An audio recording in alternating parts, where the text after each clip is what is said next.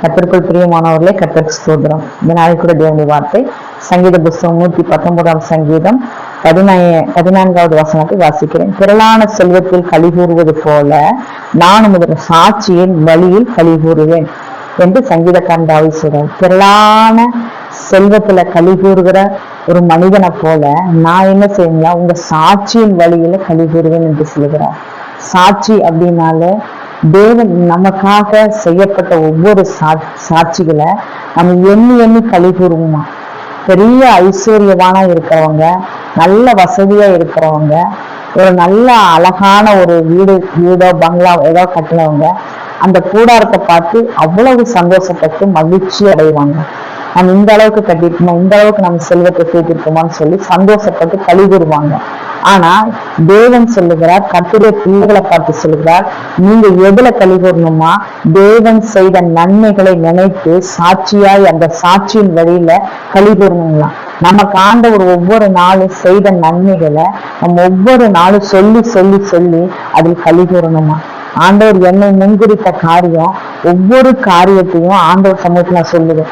ஆண்டவரே, நீங்க என்னை முன்குறிக்காவிட்டால் நான் இன்னைக்கு ஆண்டவருடைய வேலையோ ஆண்டவர் வார்த்தையோ சொல்ல முடியாதுன்னு சொல்லி அந்த சந்தோஷத்துல நம்ம களி கூறும்போது தேவனாகிய கர்த்தர் சொல்லுகிறார், நான் உன்னோடு நான் களி கூறுவேன் என்கிறார். நாம மட்டும் சந்தோஷப்படல, கர்த்தரும் சேர்ந்து நம்மளோடு சந்தோஷப்படுவாரா.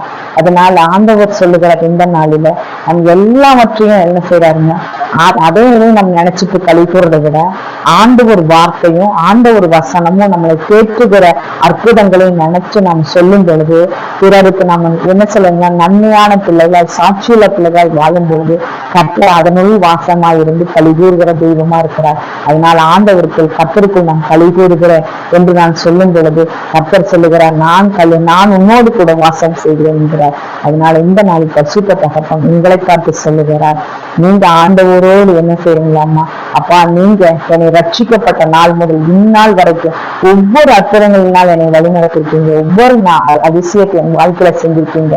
இதையெல்லாம் நான் நினைச்சு ஒவ்வொரு நாளும் உங்க சமூகத்துல நான் களி கூறுவேன் என்று சொல்லும் பொழுது உங்க ஆத்துமா தேவனோடு சந்தோஷப்படுங்களாமா, ஆண்டவரோடு சமாதானத்தோடு வாழுமா.